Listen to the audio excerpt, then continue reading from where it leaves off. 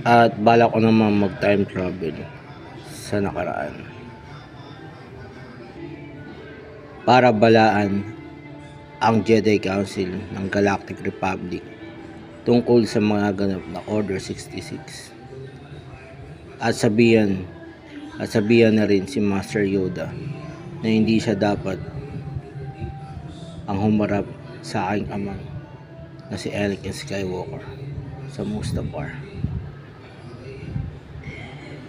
dahil tatapusin niya lamang ito. Tatapusin niya lamang ito tulad ni Master Miss. Buti na lamang nakatakas ako bago sumabog ang Death Star. At bala ko ngayon hanapin si Grievous matapos kong malaman na buhay pa ito. At nakipagsanib persa pala ito sa Rebel Alliance para magamit ang battle droid sa rebellion nila. At tinuring ko namang secret son ko ang pamangkin na lalaki ni Lady Satin. Ngayon, matapos ang training ko sa Naval Academy, kailangan ko muna umuwi sa California upang magpaalam sa mahal kong si Elaine Alforte. Dahil nais kong hanapin sa bayan ng Angeles sa may Pilipinas si Marcela de la Cruz at ang aking pamangkin si Antonio. At dadaling ko rin sa Pilipinas ang kasuotan ni Zoro. Pero bago lahat ito, gusto ko maunang lumapit kay Gobernador Aragon para magpasalamat sa mga ginawa niya sa akin para makaahon at mabigyan ng hustisya pamatayan ng aking ina at kapatid.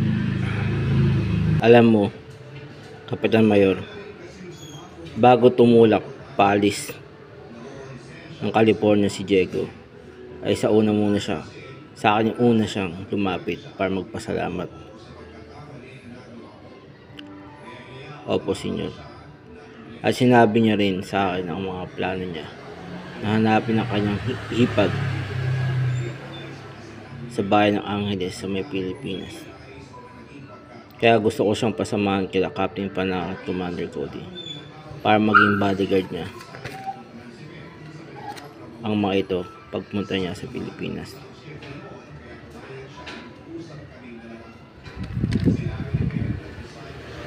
Opo, senyor. Nabanggit at nakwento niya sa akin yan kanina. Nagpaalam nga sa inyo si Diego upang punta ang California at ang tungkol sa plano niyang paghanap sa kanyang hipag at pamangkin sa bayan ng Angeles sa Pilipinas. At bilang ganti sa ginoong pagsabotahe sa akin ni Zoro at ang Los Hermanos, mag-iisip ako ng panibagong krimen laban kay Zoro. Bala kong ipadukot ang mga bata sa bayan ng San Lucas para gawing alay ang kanilang dugo sa ipapatayo kong tulay sa California.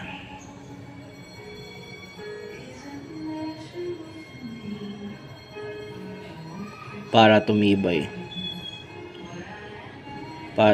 ang semento nito.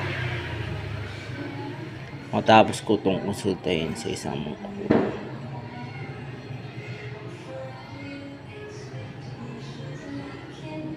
Pero anong gagawin natin? Kikilos na tayo para makapagdukot tayo ng mga bata dito sa bayan ng San Lucas. Dahil utos sa atin to ni Vice Governor. Para saan daw to? Iaalay niya daw ang mga dugo ng bata sa tulay niya papatayo niya sa pagitan ng California para tumibay daw ito. Ayun ba nung kinonsulta niya sa mangkukulam? Oo, yun nga. Kaya bilisan natin, gawin natin trabaho natin. Sige po, sir. Gobernador Aragon. Bakit, Diego? Kailangan ko ng tulong. Bakit? Tungkol saan ito? May narinig kasi akong plano si Vice Governor Morales na dukutin ang mga bata at ialay sa tulay na ipapatayo niya sa pagitan ng California. Gusto ko sanang pigilan ito at hiningi ko ang yung basbas para gamitin ko ulit si Zoro. Okay, sige, makakaasa ka. Pinibigyan kita ng basbas at muli mong gamitin si Zoro para pigilan ang kaso na to. Maraming salamat po, Gobernador. Walang alaman yan. Mag-iingat ka. R2. Tutut, tutut. May tatanong sana ako sa'yo. Tutut, tutut. Huwag ka mabibigla. Gusto ko sanang